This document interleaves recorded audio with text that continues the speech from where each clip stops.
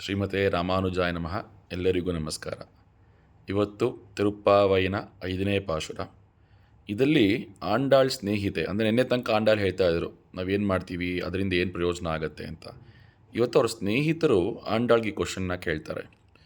ಯಾವುದೇ ಒಂದು ಒಳ್ಳೆಯ ಕೆಲಸ ಮಾಡಬೇಕಾದ್ರೂ ಏನಾದರೂ ಒಂದು ತೊಡಕು ಬರುತ್ತಲ್ಲ, ನಾವು ಮಾಡೋ ಕೆಲಸಕ್ಕೆ ತೊಡಕು ಬಂದರೆ ಏನು ಮಾಡೋದು ಅನ್ನೋದನ್ನು ಎಷ್ಟು ಚೆನ್ನಾಗಿ ಹೇಳ್ತಾರೆ ನೋಡಿ.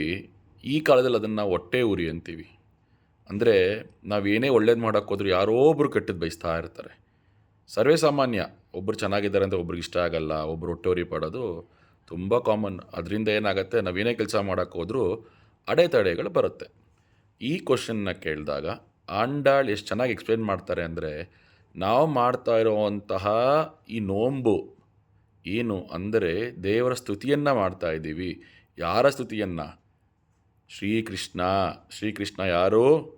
ಯಮುನಾ ನದಿಯ ತೀರದಲ್ಲಿ ಹುಟ್ಟಿದಂಥ ಶ್ರೀಕೃಷ್ಣ ತನ್ನ ತಾಯಿಯ ಪ್ರೀತಿಗಾಗಿ ಆ ಹೊಟ್ಟೆ ಕಟ್ಟಕ್ಕೆ ಹೋದ್ರೆ ನಿಮ್ಗೆ ಚೆನ್ನಾಗಿ ಜ್ಞಾಪಕ ಇರಬೇಕು. ಆ ದಾರ ಎಷ್ಟೇ ತೊಗೊಂಡೋದ್ರೂ ಕೃಷ್ಣನ ಕಟ್ಟಕ್ಕಾಗಲ್ಲ ಕೋಪದಿಂದ. ಅದೇ ಪ್ರೀತಿಯಿಂದ ತಾಯಿನ ಕಟ್ಟಬೇಕು ಅಂತ ಡಿಸೈಡ್ ಮಾಡಿ ಯಶೋಧನ ಚಿಕ್ಕ ದಾರನೇ ಹೊಟ್ಟೆಗೆ ಕಟ್ಕೊಂಡಿದ್ದ ಶ್ರೀಕೃಷ್ಣ. ಅದರಿಂದನೇ ಆತನಿಗೆ ದಾಮೋದರ ಅಂತ ಹೆಸರು ಬಂತು ಅಲ್ವಾ?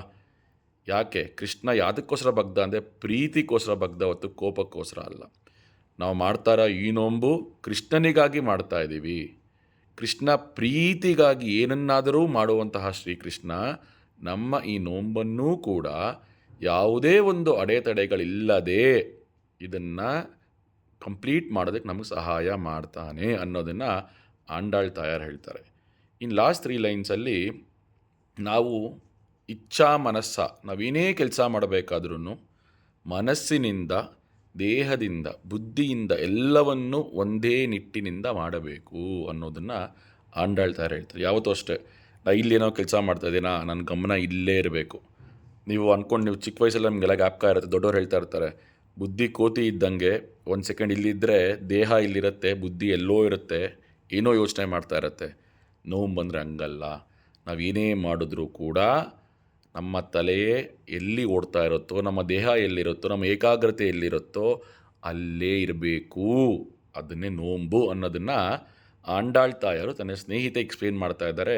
ಏನು ಯೋಚನೆ ಪಡಬೇಡಮ್ಮ, ಶ್ರೀಕೃಷ್ಣನೇ ನಮ್ಮ ಜೊತೆಗಿದ್ದಾನೆ, ನಮ್ದು ಯಾವುದೇ ಒಂದು ಅಡೆತಡೆಗಳು ಖಂಡಿತ ಬರಲ್ಲ ಅನ್ನೋದನ್ನು ಈ ಪಾಶದಲ್ಲಿ ಎಕ್ಸ್ಪ್ಲೇನ್ ಮಾಡ್ತಾ ಇದ್ದಾರೆ. ಸರ್ವೇ ಜನಾಃ ಸುಖಿನೋ ಭವಂತು, ಸಮಸ್ತ ಸನ್ಮಂಗಳಾನಿ ಭವಂತು. ಶ್ರೀಮತೆ ರಾಮಾನುಜಾಯ ನಮಃ.